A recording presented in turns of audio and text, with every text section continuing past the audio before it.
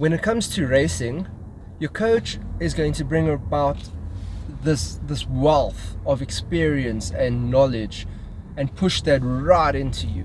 And it's important because if you hit that starting line not knowing what the hell you're doing, chances of you blowing up and not finishing are extremely high. Your coach should be there to give you the experience that they've been through and tell you that this is the pacing that you need to be at. This is where your heart rate needs to be at this point. When you get to this turnaround point, this is how you need to come in. This is the direction that you need to do. This is where you cut in. There is a lot that a coach's job is really huge. It's massive. And this is what you're paying for. So your coach is the person who's going to be your guardian angel in your races. That's the person who is going to be guiding you through, not necessarily right next to you, but in your mind. That little coach voice is going to be right next to you and pushing you all the way through. So, and you can't just jump into a full race and think, okay, cool, this is what YouTube said, so I am going to do this. Doesn't quite work like that. Everyone is different, and your style of racing is different. It's your coach's job to investigate that themselves and give you the highlight of what you're going to be doing in a particular point in each race.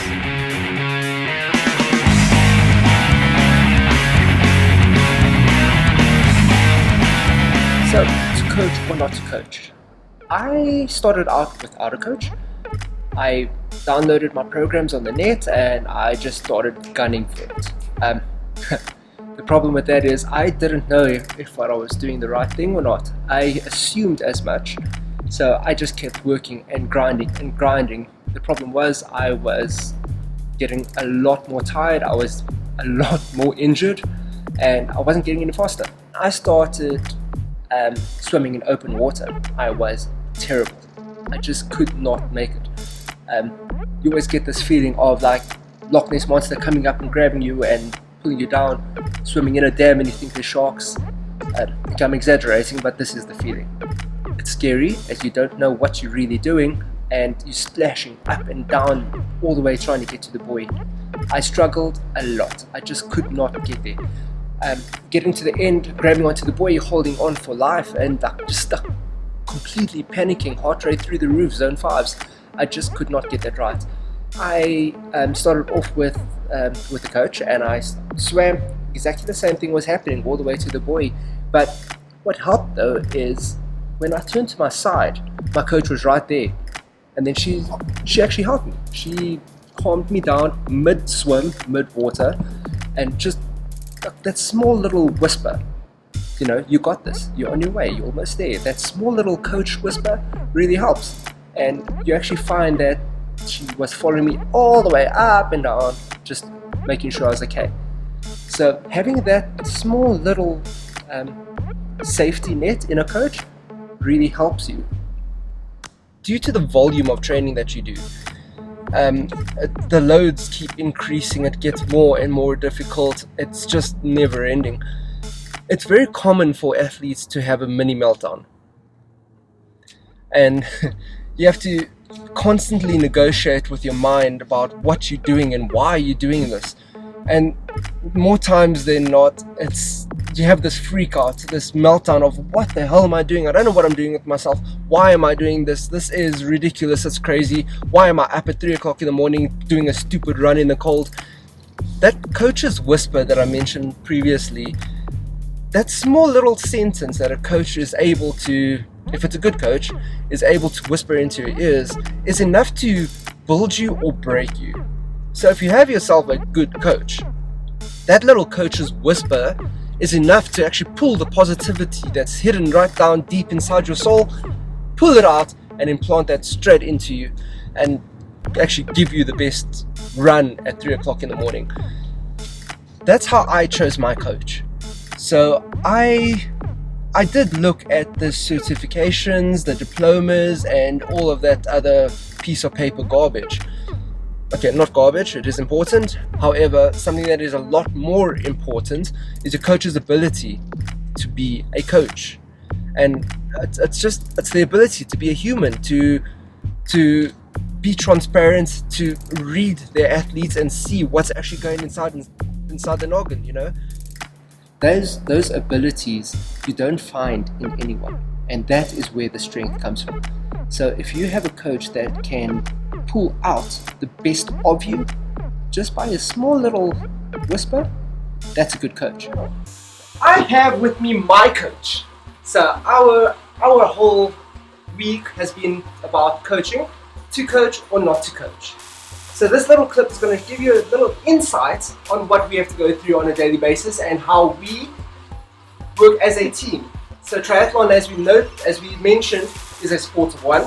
Having your coach gives you a teammate. So this is Louise. Louise, how are you? Hey, I'm good. Awesome. Tell us a bit about yourself so the viewers know what you actually are human. And it's not just my coach, it's also Coach Junior. Yeah, I come with a partner. See? Now we're a team of 3. Okay, so I've been doing endurance sports for the last, I think it's almost 11, 12 years now. Dabbling around in cycling and either running or swimming, but never doing all 3 together. And then the friends decided, let's enter triathlon, and I'm going for everything. Entered a triathlon, absolutely loved it.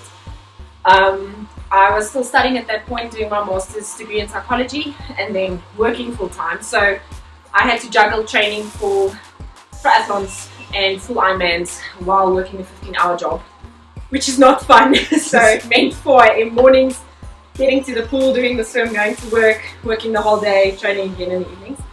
But it came as such an addictive feeling, I couldn't stop it. And a couple of years ago we moved to Pretoria, where I'm based now, and I had the opportunity to make my passion into a business, and we started up with Infinity Coaching. So what I find, and most athletes find, is because of the long volume of training and it's every day, we struggle with motivation. So if you're watching this, you're probably one of the average Joes just like me. So Louise, how do you manage your athletes' motivation problems? Like with me, I barely wake up in the morning, and then I see Training Peaks, I'm like, oh crap, this is what Louise gave me to do. Oh yes, I get complaints a lot. Okay, so I was exactly in the same position. I work from the perspective that life happens. You cannot take life away from being an athlete. Doesn't matter if you're pro, age group pro, just starting out, you have a life outside of being a triathlete, and you have to take that in consideration, and it's things that impact you. So what I do with my athletes, motivation wise, I try to make workouts fun.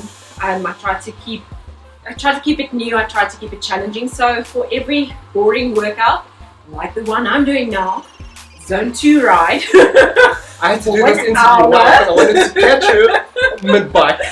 So for every boring workout that there's something interesting. So Russian pyramids or interval sessions that will make you bleed from the eyes, but something that keeps you engaged every morning or every day.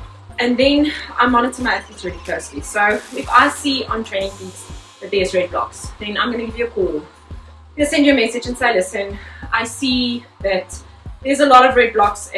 He has a lot of green blocks, by the way, but there's a lot of red. What is happening? How is work? How is home life? What is happening? And as soon as you start having that relationship with your athletes, it makes it easier for them to tell you, listen, that's such a crappy day at work. I am just not feeling up to training.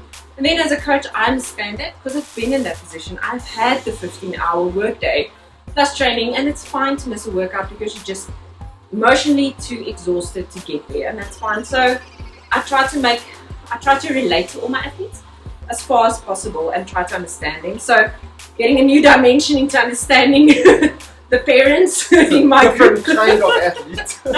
Yeah, so it gives another dimension just to understand, because like I said, you cannot separate life from training. It links up all the time. So the more I can relate to my athletes, the better I can motivate them. That's awesome. So the biggest problem that I found is like the get up and go. So initially starting off on a couch and binge watching Netflix, how would you get somebody who might actually just be on the couch, yes you, watching this, thinking about getting into a triathlon? Somebody who is sedentary from the couch, what will it take to get them to cross the finish line at 1:40.6. 1.6. Okay, there's a lot of things that go into it. The first thing is you have to want to do it. I can drag you from the couch and I can make your ass get on a bike. Maybe not now. A couple of months ago it would have been possible, but you have to want it. You have to want to get up from the couch, and that's the biggest and the first step. So as soon as you are off the couch, then I can work with you. Then we start slow. We look at everything. We look at your lifestyle. We look at what type of work you do. How often do you sit? Do you just sit in front of a computer? I look at your whole life. I look at your fitness history. Have you done anything? Do you have any experience on either swim, bike, or run, gym or work? And then I take you as a complete circle, if I can put it like that, and I start building your program around your lifestyle and your work life. The first thing is I'm not going to shove you into a training program that you are so stressed about, and it's 15 or 20 hours that you need to train, and then you get so stressed and it gets boring and you don't like it.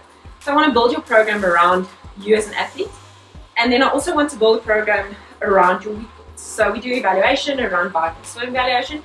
We check at your posture. We find out if you have a injury type history, what has been going on. Do you have weak quads? Do you have weak hamstrings? Do you struggle with ligaments in your ankles? And I build a program around that, because you can get up from the couch and go run a 5K. But the chances of you walking the next day is basically zero. So you're going to crawl. So I ease people into a program. We set up your A race. Let's say, for example, want to do a full Ironman, that's your A race, but it's going to take you at least 18 months to get there. And you have to commit to those 18 months.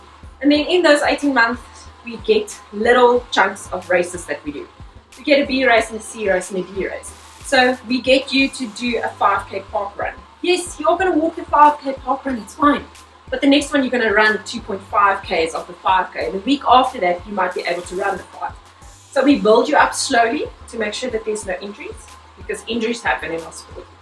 You can't get away from it. There's no athlete that goes through a season that doesn't have some sort of knee goal. And that's also where the relationship with the coach comes in. You have to be able to tell me, listen, when I swim, my shoulders hurt. Then we get in someone, we look at how you're swimming, either via online or physically, what's happening with your stroke, what's happening with your kick, and we work according to that. So the idea hurts. So the idea would be to make sure that there's enough of a buffering in time. So if you do you twist your ankle and you tear ligaments, don't go and do a race with torn ligaments. I've done that, it's not ideal. So that there's enough time for you to recover but not lose fitness. And if something like that does happen, you can't run but you can still swim and bike. So those type of exercises keep on going. So the first thing is you have to want it. You have to want to get off the couch. And then the big part of a coach is I want to take the thinking away. Basically what you need to do is on a Sunday evening, you need to know what you're training for on the Monday, pack your bag and go to the gym, or go sit on a bike or go for a run. So taking that thinking away from an athlete of what they need to do also takes the stress away from training.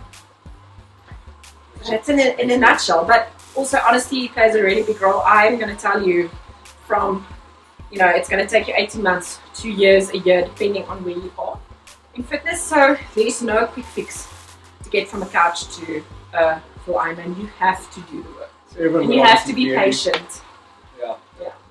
Yeah. So Infinitude Multisport Coaching, that's where we're at.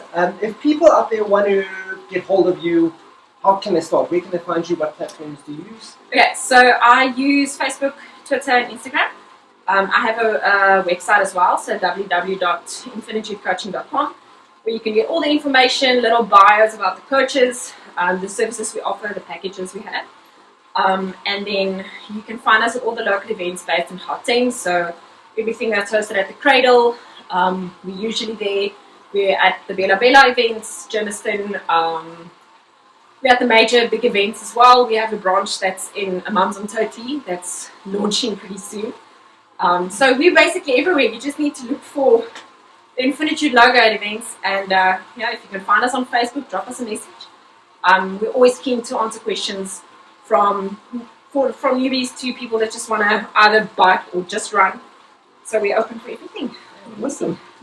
So there we go. That's to coach or not to coach. I'm the Avant-Garde Triathlete, and we'll see you guys soon. Subscribe to the channel, smash that button. Whoa, stop.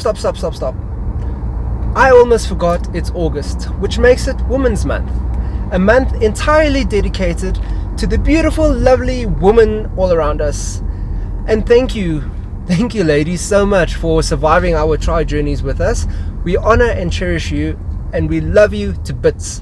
And a big shout out especially if you are a woman of tri. If you swim, bike and run, especially if you swim, bike and run faster than all the guys around you, you're whipping our asses left, right and center, keep that up.